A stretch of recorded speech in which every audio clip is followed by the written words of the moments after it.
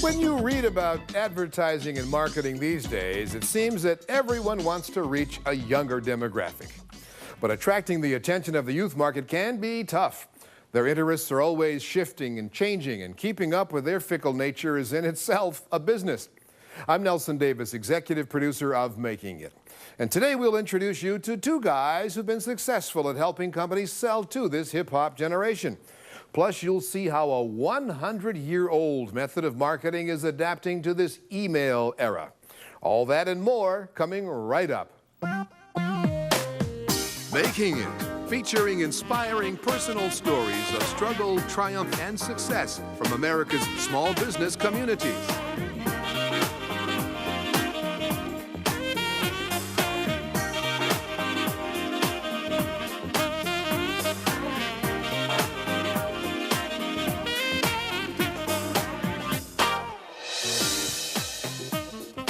Hello and welcome to Making It. I'm Gail Anderson, filling in for Lynette Romero. And I'm Emmett Miller. Thanks for joining us. For marketers, the urban demographic is the most sought after in America. They're the ones with discretionary income, and they use it to be versed to buy the latest fashions and the gadgets on the market.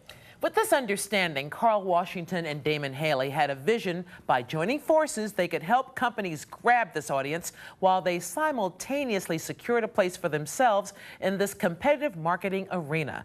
They were originally each other's competition, Carl working for Reebok, Damon at Nike.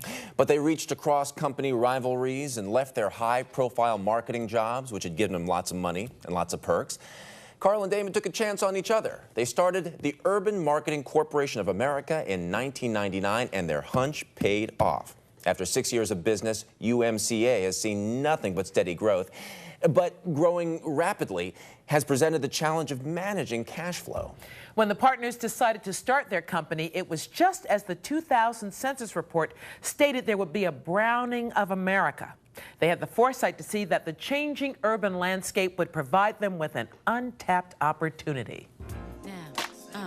Urban to us isn't an ethnicity, it's a geography, these top 20 to 40 DMAs, particularly I would say the top dozen, and then it's those people that have a certain attitude, that want to be on the cutting edge, that want to have a great nightlife, that want to be the coolest kid in school, or the coolest kid on the playground, or the coolest kid at the party.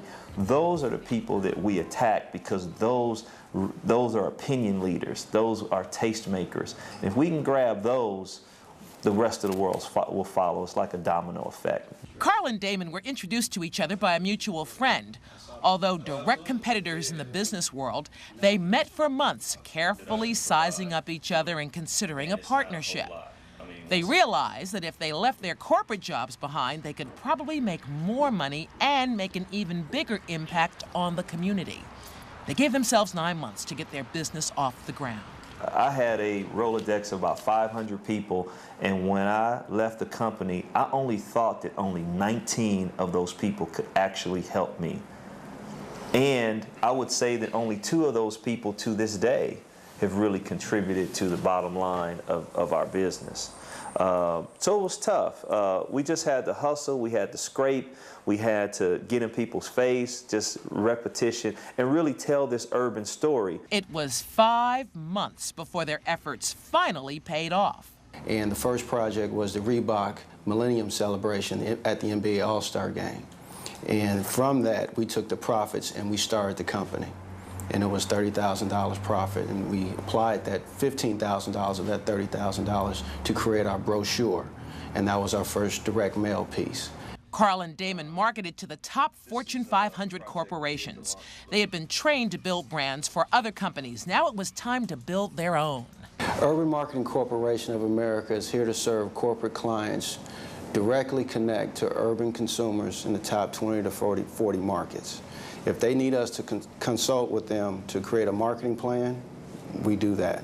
If They need us to execute various levels of that marketing plan, whether that's media buying, we have a media buying division, whether that's actual production, we have a movie and film production division, whether that's music licensing for their projects, we license music to television and film studios. Their client roster includes Nike, MTV, Nickelodeon, VH1, UPN, HBO, and Warner Brothers.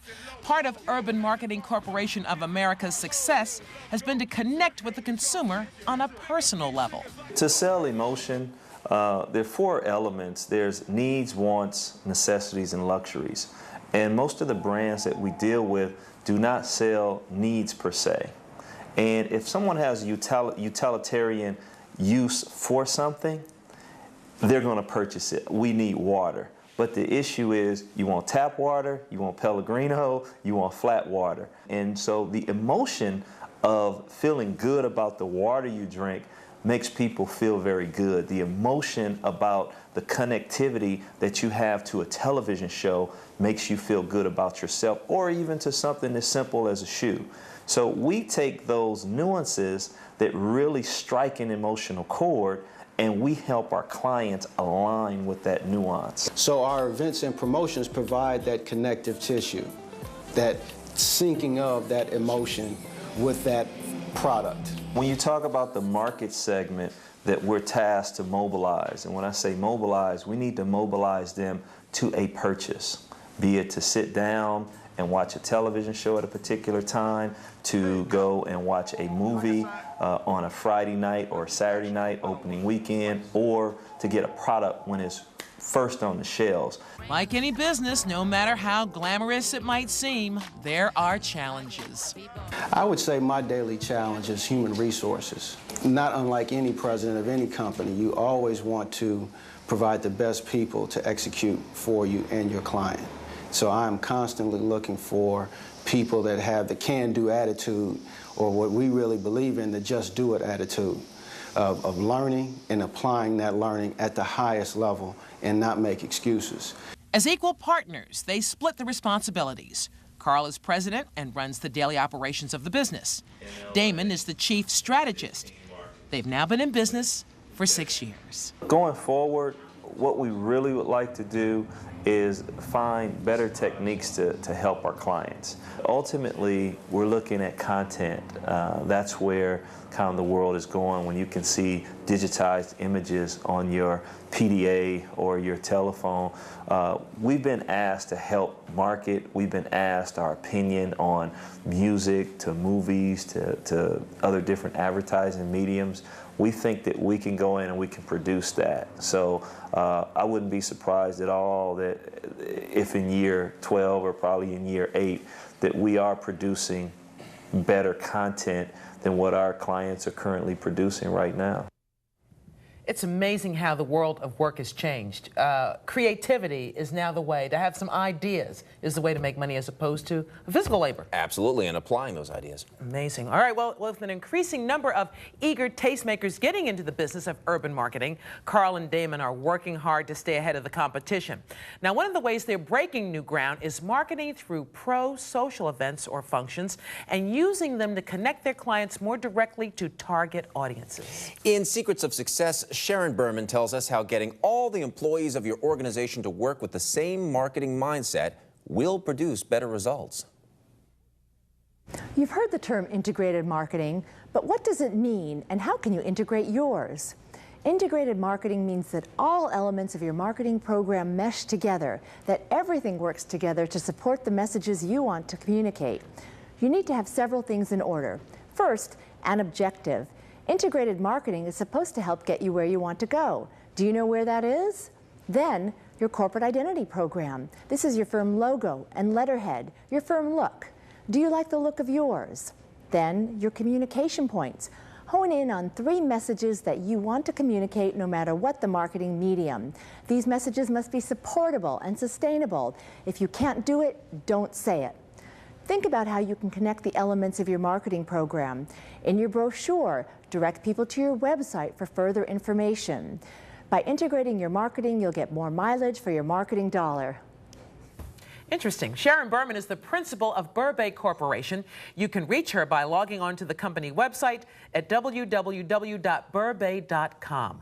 And for more secrets to success, you can log on to our website at www.makingittv.com. All right, coming up next, for people who market by mail, is technology turning their world upside down? You're going to meet a man who knows the answer to that and has turned a mini business into a mega enterprise. Where small business is the big idea, Making It is being brought to you by Southern California Edison. For over 100 years, life powered by Edison. By Comerica Bank. We listen, we understand, we make it work. And by Honda, the power of dreams.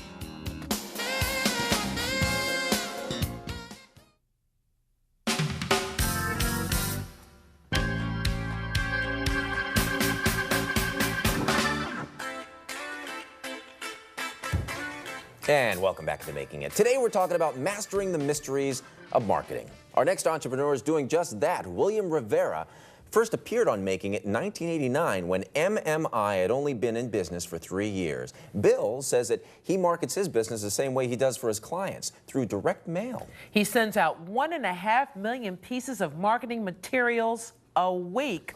Although much direct marketing is performed through email these days, Bill says he's not threatened.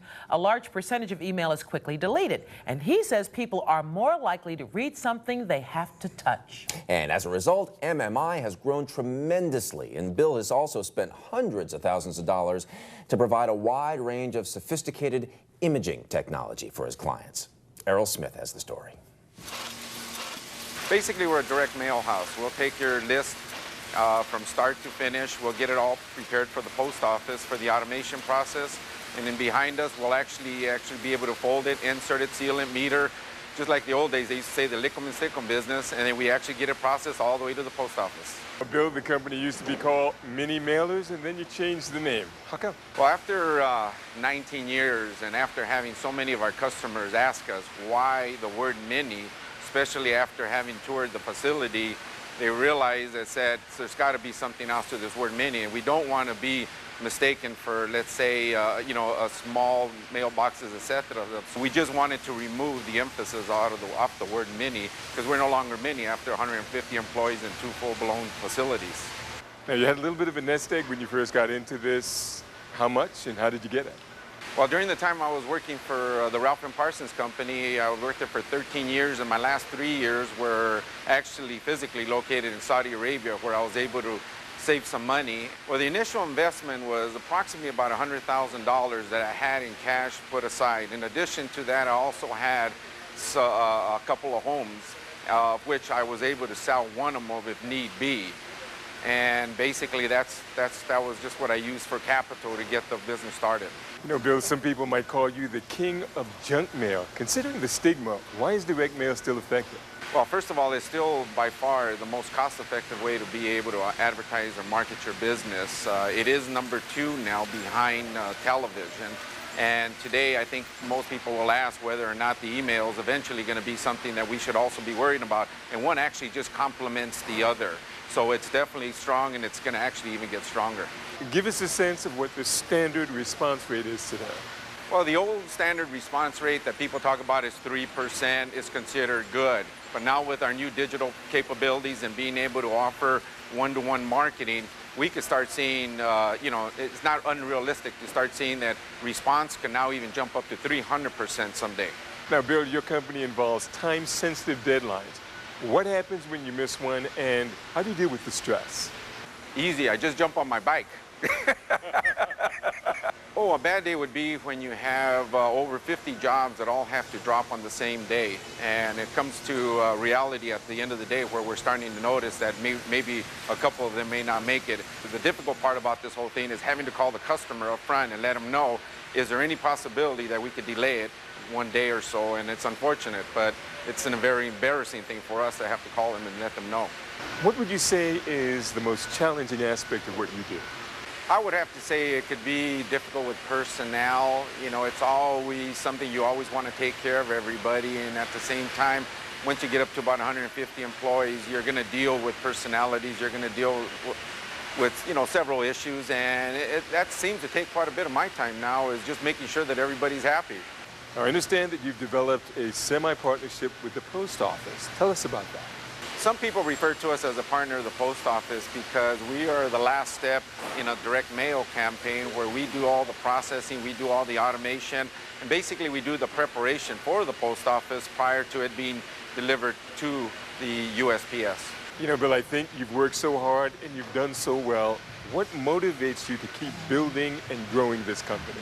First of all, the mailing industry is interesting enough as it is, and we continue to grow. That's one reason. Second of all, we also have new technology coming in, which is our digital capabilities, which actually has made this so interesting. And now opening up a third facility and seeing all these changes take place is just actually something that is, we look forward to wanting to see this through. And as long as we have this new technology coming in, it's actually very enjoyable. Ultimately, what's your vision for the future of the business? First of all, I'd like to be able to see the digital side expand. Our direct mail is pretty much set in place. We're always going to be fine-tuning it, but I would say digital and the expansion of the digital capabilities is where we're going to be looking forward to the next at least 5 to 10 years. It's incredible when he says, I don't want to turn into another mailbosses, etc. I know, they got bought out, didn't they? Yeah, they did. That's right. What can Brown do for you? Have you ever wondered why you're chosen to receive a whole mailbox full of special orders? Well, Rivera notes that when he sends out direct mail to consumers, all that junk that you get in your mailbox, his mailing lists are most often provided by the company who's hired him. Interesting. Up next, we'll let you know how you can contact the entrepreneurs you've seen on today's show. And our studio guest, Candida Mobley-Wright from Voices Media Group, is here to talk about the increasingly important world of niche marketing. We'll be back.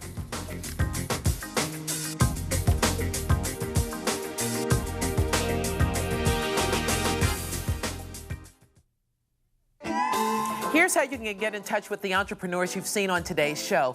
You can contact Carl Washington and Damon Haley of Urban Marketing Corporation of America by logging on to their website, www.urbanmca.com. Also, you can reach William Rivera of MMI at his website, www.minimailers.com. Now here's Emmett with today's studio guest, Candida Mobley-Wright. Thanks, Gail. Candida Mobley-Wright is the president and CEO of Voices, Inc., which is a marketing and ad agency specializing in creating messages to reach the urban and multicultural market. Mrs. Wright was inspired to create a marketing enterprise that would both educate the community and promote the product and services of corporate clients. Welcome to the show. Thank you so much. You deal with niche marketing, Yes. and we've heard so much about that, but what is that really, niche marketing? Well, let's talk about what is a niche. A niche is a place or position that's perfectly suitable for the person or thing in it. So you would not be surprised to find African American, Latina, or Asian teenagers, 15-year-olds, in a mall. Mm-hmm. And if we target to that teenager, that is niche marketing. And why is that so important to advertisers now, that targeting to the niche? In the old days, there were 3 television stations. Now there are hundreds, so it's harder to find your audience. There are many more radio outlets, there are many more magazines, etc. So how do you find the audience that you're looking for? With so many out there, how do you find them? Well, that's where people like me come in. Yeah. And what we do,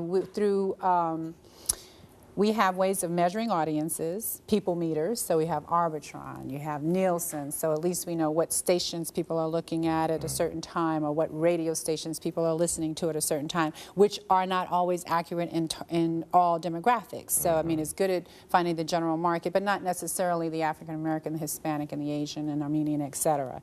So that becomes a little bit more difficult, and that's why agencies like mine, African Americans targeting urban, or Hispanic agency targeting Hispanic, are more important in this nowadays of niche marketing.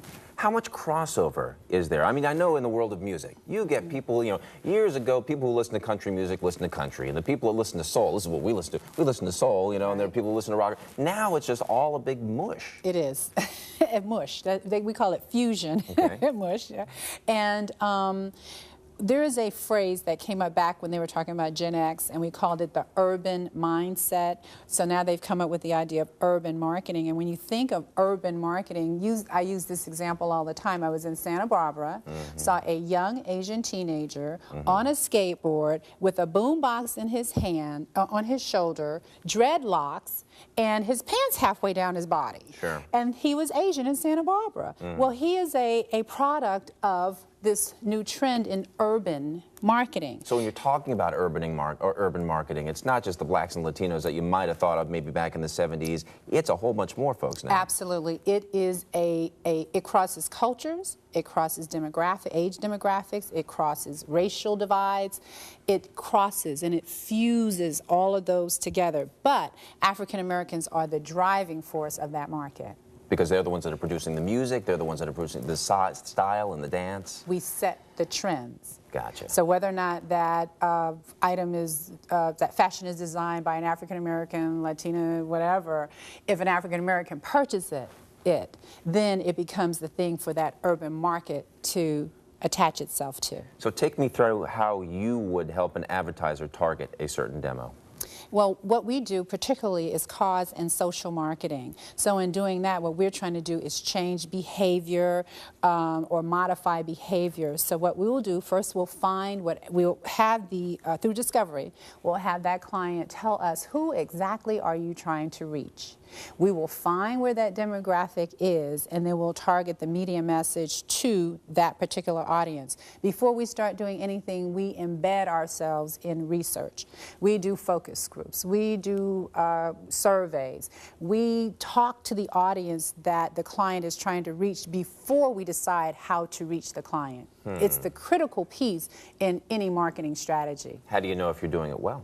Because before we put it out there, we take it back to that audience and say, how does this look and feel? Does this make you do whatever it is we're trying to get them to do? So say, for instance, we're trying to get you to go to a primary care physician once a year instead of using an emergency room as your primary physician. We would create marketing messages to target that message to the folks we're trying to reach, and then we test it on them. Did this work for you? Would this make you do what we're trying to get you to do? And if they say a resounding yes, then we know we're good to go. If not, we go back to the drawing board and keep recreating those messages until it hits that target. Let's talk about the mush one last time. Do you see more groups, even more splinter groups coming out now? More splinter groups coming out. Well, from what we've already gotten, that amalgam that we call urban or even country? I think the groups have been set. Now the question is how to reach them in the many, many ways they can be reached. So whether it's the internet, whether it is a little message on shopping cart baskets. I mean, now there's so many ways to reach people. It's just incredible. So it's a lot of fun for folks like me to be creative in trying to reach whatever that target market is. Candida Mobley-Wright, thanks for joining us. Thank you so much. Pleasure talking to you. This is great. Thank you. And we're going to tell you how you can reach Miss Mobley-Wright right after this.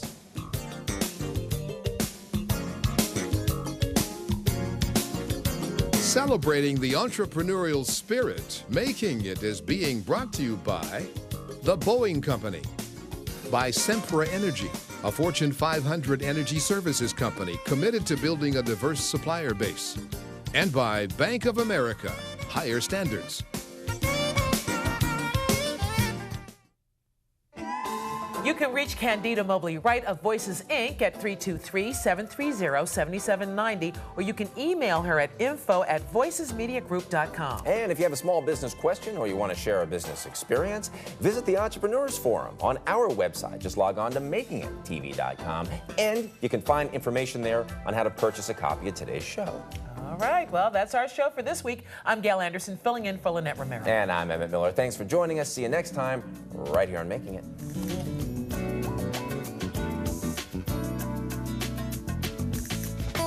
I remember picking up that check, and Damon and I went together to pick up this check.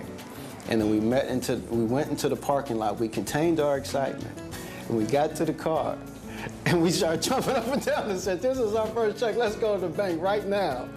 And that check was for $9,000.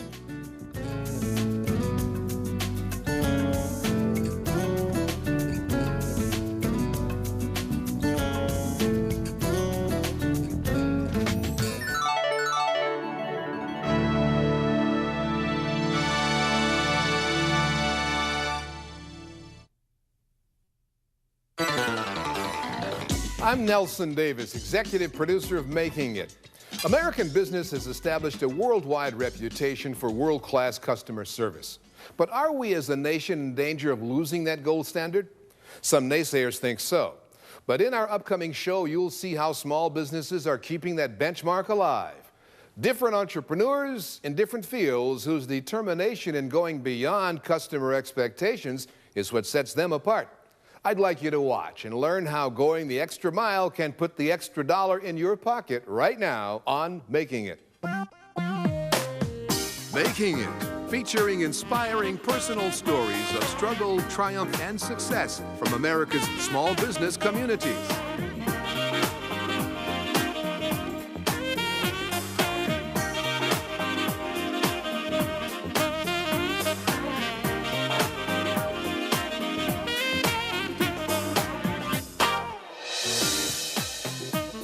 Hello and welcome to Making It. I'm Lynette Romero. And I'm Emmett Miller. Thanks for joining us.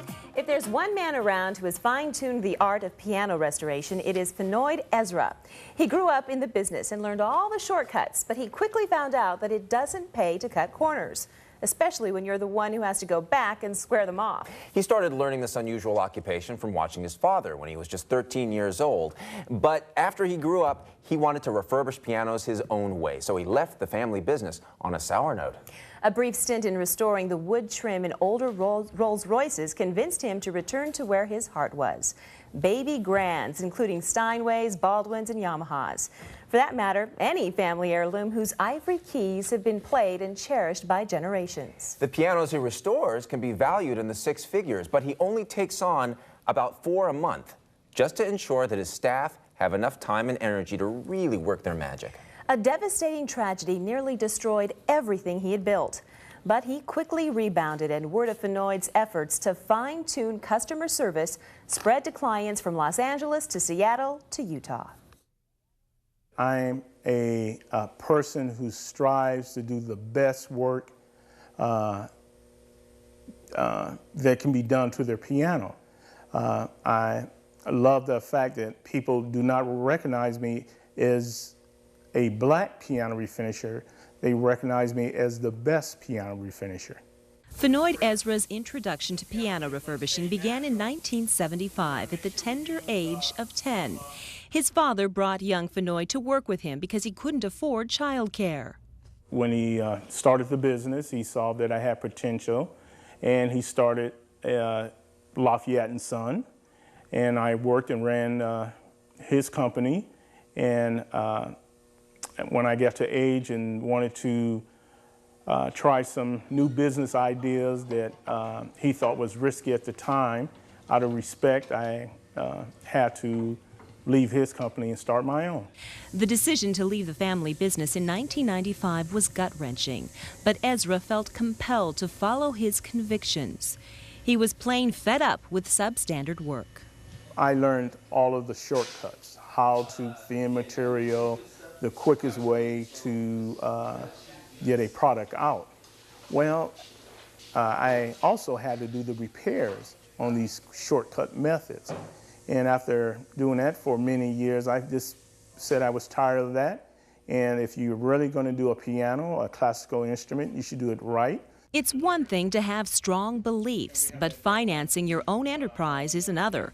Most banks turned him down because they didn't understand the business. But one banker was curious. He came out and looked at my business and saw that it was a unique business, that it didn't fit in your typical bracket of a baker or a cleaners. So he basically talked to the bank and gave me some leeway. With that initial investment of $50,000, Ezra broke even his first year, and in 2005 he expects to gross over $400,000. The cost of restoring a piano varies. That cost can basically start at about $4,000 to a client who wants us to handle everything, and that can range to $20,000. But the business isn't all about glitz, glamour, and grand pianos. One day, a tragic fire laid claim to the classic woods inventory. Everything was ruined. We lost some pianos that belonged to some dealers, here locally and some in San Francisco. We lost a Bosendorfer and some Steinways, but we are a responsible, company. We had all the insurance in place. We settled all claims, and not one person took us to court, or we had everything was settled. Clients have their pieces shipped to his Van Nuys office from as far north as Seattle and as far east as Utah. Piano owners can be a special breed who want the best care for their instruments. Basically, our clientele is college educated, financially established. It can also vary from the little lady who was raised with a spinet to a doctor of music who has a piano, a Steinway D. Unlike many other refurbishers, Fenoyd regularly attends trade shows. And over 15 years of attending these shows, they see I'm very consistent. I'm not going away. I support the arts and the learning of new piano technicians and refinishers to the trade. With a staff of 7 and more clients than he can accommodate, Ezra says his biggest struggle is in maintaining qualified employees. Most of the time you have trouble with a client, employee, as soon as he learns a little enough that he wants to try to refinish furniture on his own or step out on his own and start his own company. Just like his father before him, Mr. Ezra would like to steward his sons into the business, if that's what they desire. The legacy I would like to leave for my children is that they see me passionately work on something that I love every day. His knowledge of pianos is so complete, one might be surprised with what Fenoyd does not do. Only at this time that in my life that I'm stable enough that I'm going to my local college to learn to play the piano, and I am embarrassed by not playing, so I don't tell them I own one of the largest rebuilding companies in California. I sit in the back and keep my mouth shut. Okay, speaking of learning, yes. I was talking about learning new things. I didn't know this, and maybe you know this at home, but actually inside of a piano, there is a harp, and that's part of what makes all those beautiful sounds. So there's actually a harp inside the piano. Did you know that? You think with the lid closed that there's something else under there, like, right. But there's not. There's a harp. It's a harp. Fenoyd foresees gross revenues for Classic Woods exceeding $400 grand this year, and in Secrets of Success, author and consultant Dwayne Knapp has 4 ways that you can improve your customer service and increase your business. The first tip for exceptional customer service begins with the promise. The company's commitment to every single customer, every single day. That's what really drives success. A perfect example is Federal Express.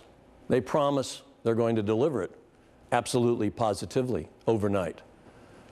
The second tip for great customer service is all about the spirit to serve. It's about an attitude. It's about wanting to serve the guest. A great example is In-N-Out Hamburger. Every time I go there, I feel like they're really glad that I visited and that they're happy to work there no matter how busy it is. The third tip for successful customer service is the greeting. It's that exceptional, warm service that tells you we're really glad you're there. A perfect example is Starbucks. They seem to be eager to have you there, and they greet you when you come in the front door. The fourth tip for exceptional customer service is understanding. It starts with listening to the customer, knowing what they really want, and then providing the product or service that's right for them. Dwayne Knapp is president of Brand Strategy. He's a recognized leader, a leading authority on building brand recognition. And for more information, you can pick up his latest book. It's called Destination Brand Science, or log on to his website, brandstrategy.com. And of course, for more Secrets of Success, log on to our website, makingittv.com. And coming up next, money doesn't grow on trees, but these days, we all know it does come from machines. Meet the entrepreneurs behind those modern marvels, Jake Yu and David Choi. We'll be right back. where small business is the big idea. Making It is being brought to you by the Boeing Company, by the Disneyland Resort. You're invited to the happiest homecoming on earth. And by Southern California Edison. For over 100 years, life powered by Edison.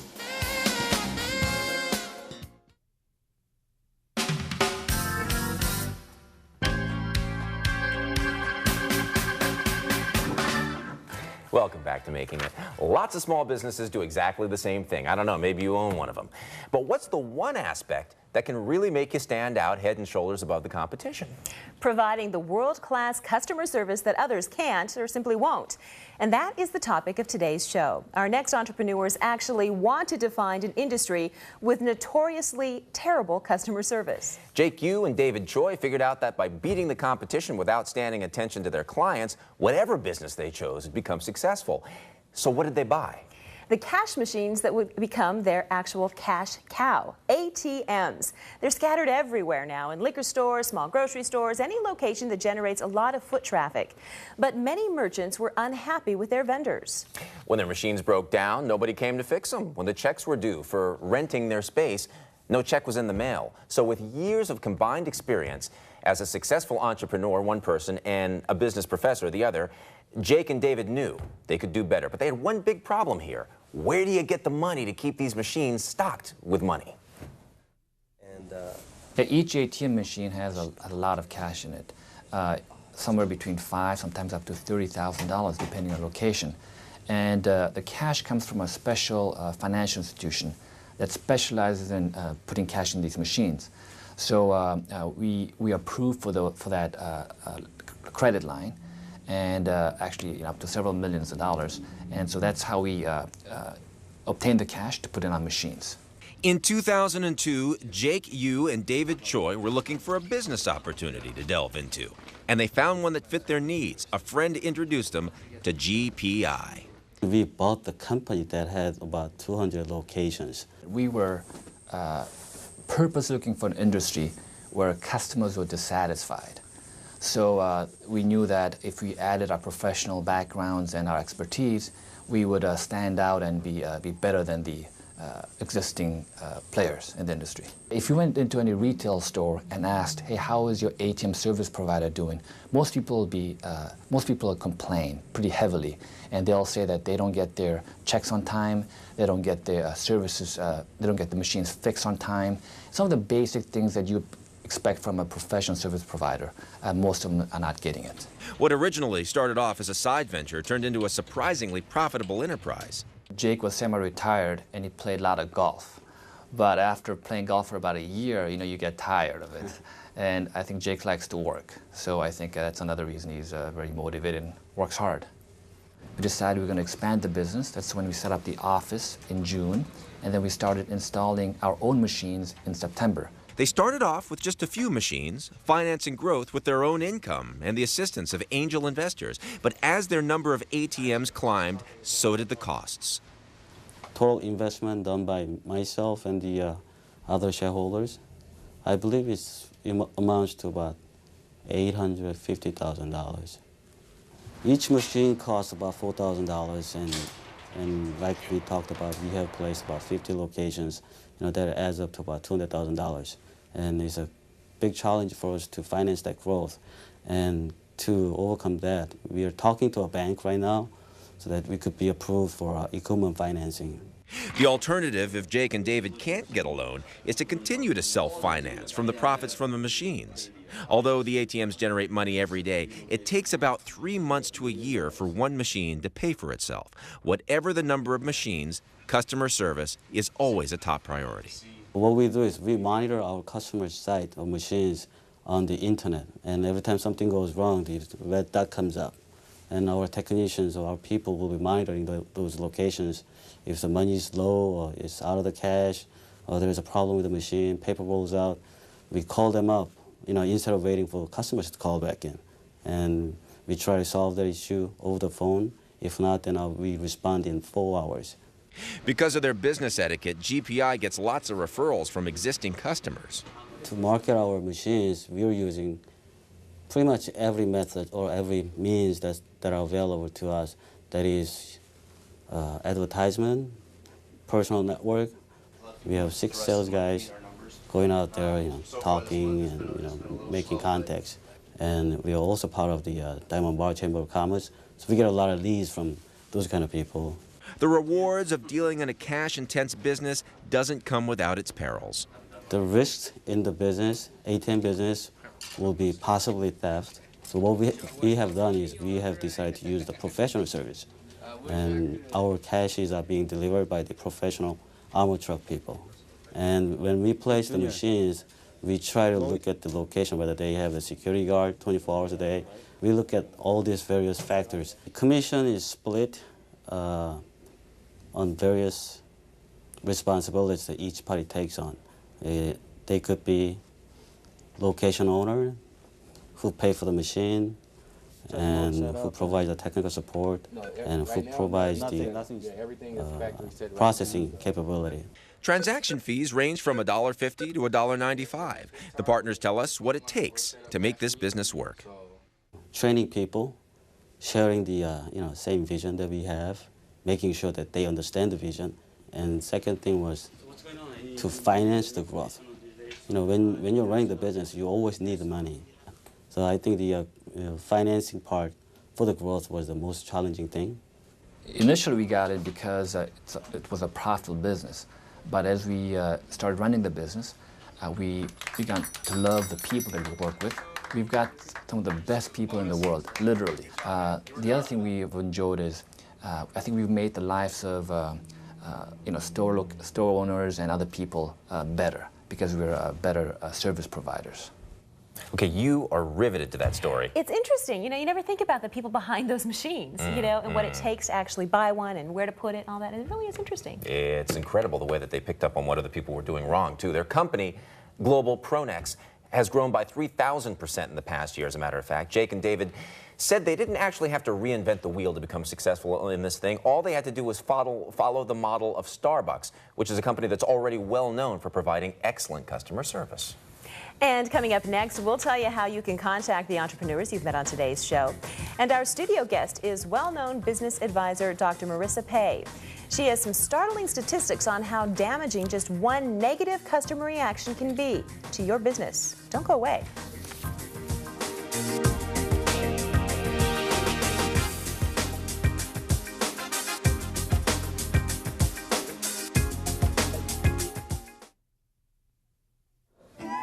Here's how you can get in touch with the entrepreneurs you've met on today's show. You can reach Fenoyd Ezra at Classic Woods by Fenoyd. The phone number is 818-901-1521. And you can contact Jake Yu and David Choi at Global Pronex. The web address is globalpronex.com. And now here is Emmett with our studio guest, Dr. Marissa Pei. Thanks, Lynette. Dr. Marissa Pei is a speaker, an author, and a business consultant. Past clients include Neutrogena, Bank of America, and Toyota. Dr. Pei, welcome to Making It. Thank you. Customer service is what we're talking about, yes. And bad customer service is something that we assume happens, but we probably don't know a whole lot about. Isn't that true?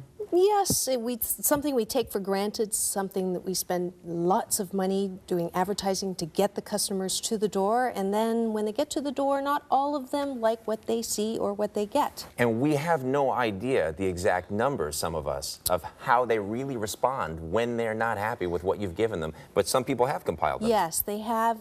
They say it's about 4 to 6% of customers who will actually complain about the treatment they've received, and the rest, 90-some%, just leave because they think that if they complain, there's no reason or hope for a remedy, so they don't even bother. So you're thinking everything's okay, but actually most of the people that don't like what you're doing are just walking out the door. They're gone. They're gone. And the most valuable thing they can give you is feedback, but the thing that we seem not to like is feedback. I don't know about you, but when someone says to me, "Can I talk to you?" I usually don't go, "Oh yeah, please, tell me what I did wrong." So we have this barrier, almost like a psychological barrier against wanting to know why something went wrong. Is that one of the biggest traps that businesses fall into? Absolutely. What did they do wrong where this is concerned? Well, when customers complain, it's treated as a problem, not necessarily looking for a solution, but as something it's like, yeah, the customer's always right, and we're going to have to fix this, and we really don't want to. And the customer feels that. or the customer service rep does want to remedy, but because of policies or processes or systems in the organization, they're not given the empowerment to actually make a decision that would remedy what was going wrong. Is this all because of a fictitious belief structure, or perhaps either an outdated, outmoded, or otherwise inefficient belief structure on the part of the business? Yes. Most businesses think that all organizations should run like a well-oiled machine, that logic, rational thought prevail in organizations. And I don't know about you, but shift happens on a daily basis, and when shift happens, that's illogical, it's irrational. If we don't work that process into our organizations and say, you know what, things are going to go bad once in a while, no matter how much we prepare, no matter how much we train, no matter how much money we put into the organization. It's not always going to be perfect. It's not going to be always great. So how do we factor in humanness in organizations so that people don't feel that pressure and the catastrophe when things don't go perfectly? Give me an example. I'm talking to you on the phone. Right. I don't like the interaction we've just had, or I don't like the service. Right. Give me an example of how you'd handle that. Being human, saying, you know, we're not a well-oiled machine. How do you handle it? Right. If I notice that things are going from bad to worse and the customer's just about ready to hang up the phone, then instead of saying what I usually hear myself, which is, well, I'm sorry that you feel that way, which to me is not an apology, or I'm sorry that this is happening, which is not an apology. If that customer service rep said to me, you know what, I am so sorry we got started on the wrong foot. I have to tell you, I'm not having a great day, and I'm starting to feel like I'm taking it out on you. Can we start this conversation over?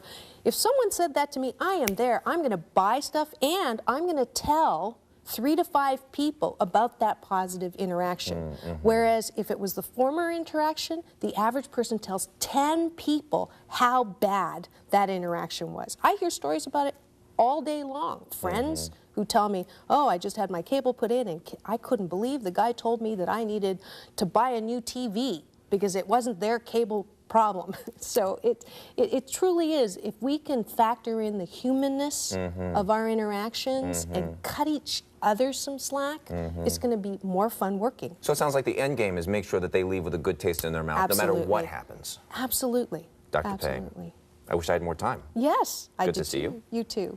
Thank you. And we'll tell you how you can contact Dr. Marissa Pei right after this.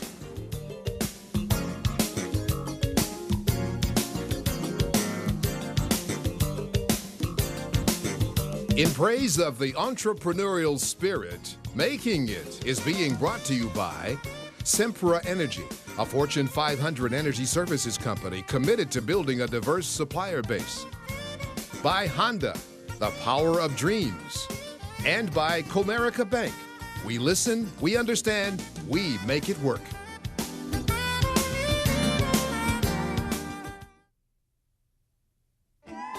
And you can reach Dr. Marissa Pei at www.forbalance.org.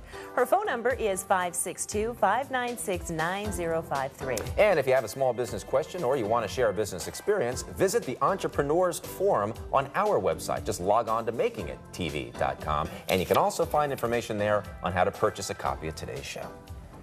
Well, that's all the time we have for this week. I'm Lynette Romero. And I'm Emmett Miller. Thanks for joining us. See you next time, right here on Making It. To really believe in yourself, which I try to install in my kids, and it's actually embedded in me from generations. I can't help but to be who I am, a hardworking, honest businessman.